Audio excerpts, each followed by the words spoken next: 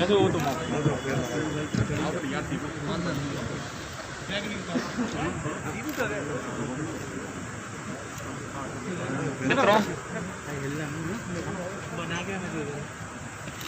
100 वर्षों की सबसे बड़ी महामारी के खिलाफ देश की जिस लड़ाई में आदरणीय प्रधानमंत्री जी का नेतृत्व और मार्गदर्शन प्राप्त हो रहा है, देश की सबसे बड़ी आबादी का राज्य उत्तर प्रदेश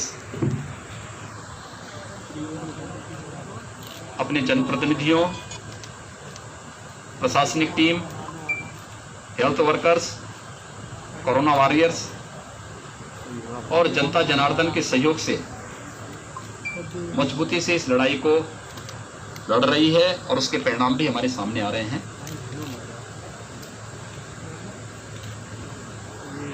उत्तर प्रदेश के बारे में, सेकंड वेव के बारे में कहा जाता था कि उत्तर प्रदेश सबसे बड़ा समस्याग्रस्त प्रदेश बन जाएगा और 25 अप्रैल से लेकर के 10 मई के बीच उत्तर प्रदेश में 1 लाख केस प्रतिदिन आएंगे।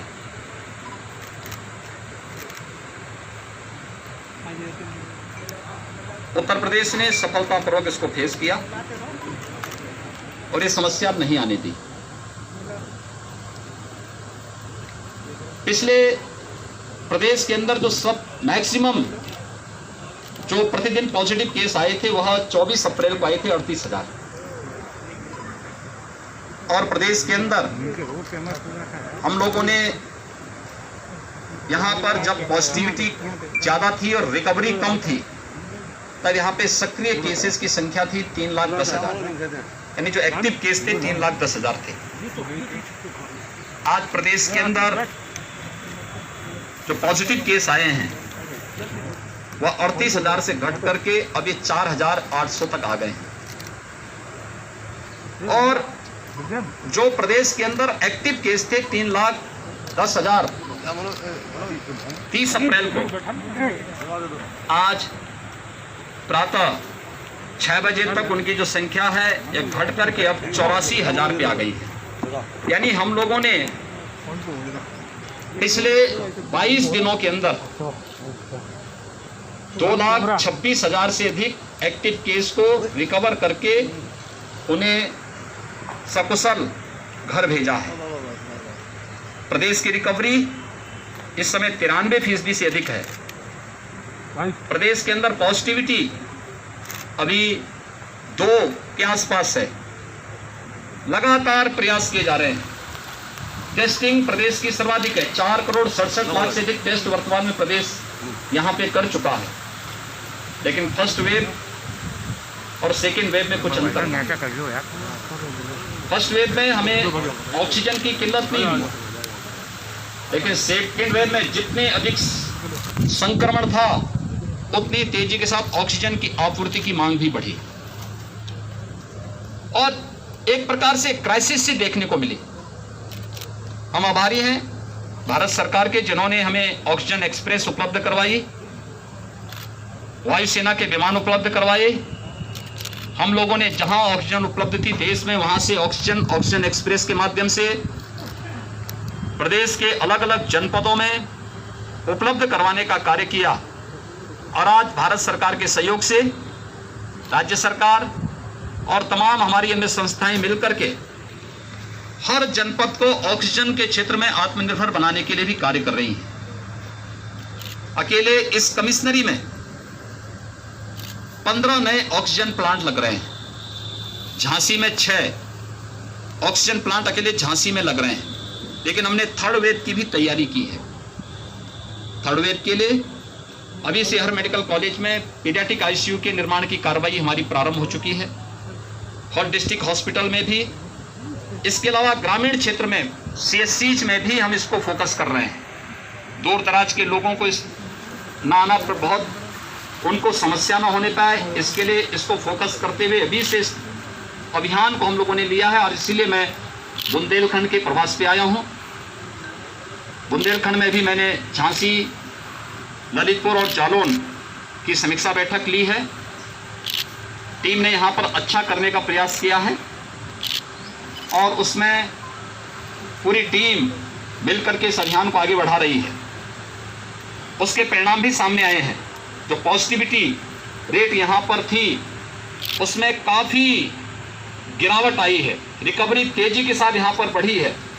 यानी अगर आप देखेंगे कि यहाँ पे रिकवरी का जो रेट है वह काफ़ी ज़्यादा है, और उसका परिणाम है कि अब जो एक्टिव केस हैं इस पूरी कमिश्नरी में वे काफ़ी कम हो गए हैं। निगरानी समितियों ने इस दिशा में बेहतर प्रयास किया है। Door to door survey, screening, लक्षण युक्त व्यक्ति को मेडिसिन किट उपलब्ध कराना और आरआरटी की टीम वहां जाकर के 24 घंटे के अंदर टेस्ट कर सके। टेस्टिंग की क्षमता उत्तर प्रदेश ने बढ़ाई है। आज हमारे यहां उत्तर प्रदेश में 3,17,000 टेस्ट हुए हैं, यानी अब तक का रिकॉर्ड टेस्ट है ये। जब कोविड का पहला पेशेंट आया था उत्तर प्रदेश में पिछले वर्ष मार्च 2020 में, तब उत्तर प्रदेश में एक भी टेस्ट नहीं होता था। आज हम एक दिन में 3,17,000 टेस्ट करने की क्षमता विकसित कर चुके हैं। कोविड के बेड्स बढ़ाए जा रहे हैं। हर एक स्तर पर एक नए प्रयास हुए हैं। हमारा प्रयास है, एक एक व्यक्ति का जीवन अमूल्य है, उसको बचाना है, और साथ साथ हर व्यक्ति की जीविका को भी बचाना है। हमने इसके लिए कोविड कर्फ्यू लगाया है।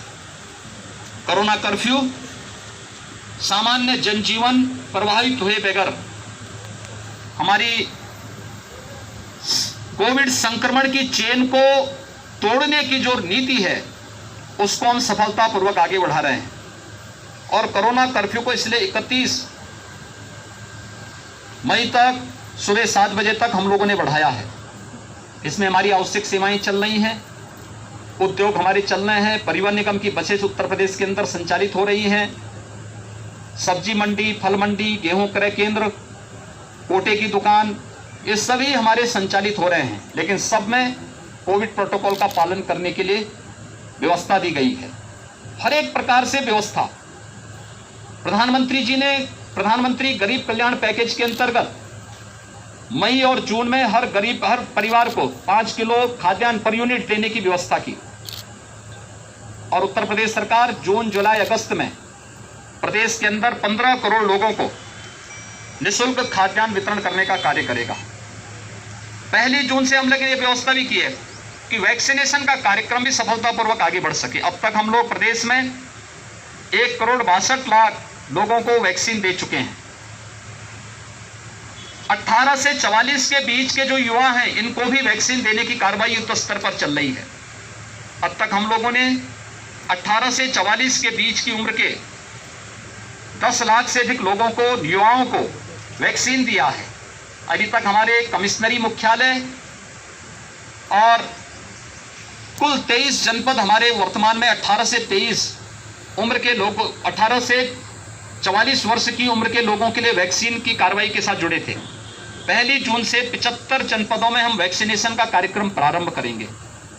मैंने इस संबंध में माननीय जनप्रतिनिधियों से भी उनकी सक्रियता के साथ जो भूमिका अब तक रही है उसी सक्रियता के साथ वैक्सीनेशन के कार्यक्रम को सफल बनाने, जीरो वेस्टेज तक पहुंचाने, हर जनपद में न्यायिक अधिकारियों के लिए और मीडिया के लिए अलग से बूथ बनाने और हर यूथ को इसके लिए प्रेरित करने के लिए स्वयं सभी जनप्रतिनिधियों से आग्रह किया है। और गांव-गांव में भी हम लोगों को प्रेरित कर सकें। कॉमन सर्विस सेंटर के माध्यम से ये वैक्सीनेशन का कार्यक्रम हर ग्राम पंचायत में आगे बढ़ सकें, इस दिशा में भी प्रयास प्रारंभ हो रहे हैं। मुझे विश्वास है कि आप सबके सहयोग से हम सफलतापूर्वक इस सदी की सबसे बड़ी महामारी का मुकाबला करने और उसके अपेक्षित परिणाम लाने में सफल होंगे। आप सबसे ही मेरी अपील है, ये महामारी एक सामान्य फ्लू नहीं है, इस सदी की एक महामारी है। केंद्र और प्रदेश सरकार पूरी ताकत के साथ एक एक व्यक्ति के जीवन को बचाने के लिए पूरी ताकत और पूरा संसाधन लगा रही है। और हमारा प्रयास है कि व्यक्ति के जीवन को भी और उसकी जीविका को भी बचाया जाए। आप सबसे मेरा अपील है कि जन जागरण में आपका बहुत बड़ा योगदान है। एक एक व्यक्ति को जागरूक करने में आपकी बहुत बड़ी भूमिका है। हर व्यक्ति से हम इस बारे में कहें कि जो चीज पहले वेव से ही जिन बातों के लिए अपील की जा रही है कि हाई रिस्क कैटेगरी के लोग घर के बाहर न निकले, 60 साल से ऊपर के लोग, 10 वर्ष से छोटी उम्र के बच्चे, गर्भवती महिलाएं, कमजोर इम्यूनिटी के लोग, एक या एक से अधिक बीमारियों से ग्रसित कोई भी व्यक्ति है, उन्हें अतिरिक्त सावधानी बरतनी पड़ेगी। घर के अंदर रहें, मास्क धारण करें। शेष अन्य लोग अगर आवश्यक नहीं, कोई महत्वपूर्ण कार्य नहीं, तो घर के बाहर न निकले। आवश्यक है तो मास्क लगा करके ही पब्लिक प्लेस पे आए। अगर हम ये सभी लोग इन चीजों के बारे में लोगों को जागरूक कर सकें, कोरोना प्रोटोकॉल का पालन करने के लिए लोगों को प्रेरित कर सकें, वैक्सीन के साथ सबको जोड़ सकें और वैक्सीनेशन के कार्यक्रम को भी सफलतापूर्वक आगे बढ़ा सकें, तो इस महामारी से सफलतापूर्वक हर गांव, हर कस्बा, हर जनपद, हर राज्य और पूरा देश सफलतापूर्वक निकल करके इस सदी की सबसे बड़ी महामारी को परास्त करने में सफल होगा। और हमें विश्वास है कि हम सभी मिलकर के इस महामारी का सफलतापूर्वक मुकाबला करेंगे। धन्यवाद जी।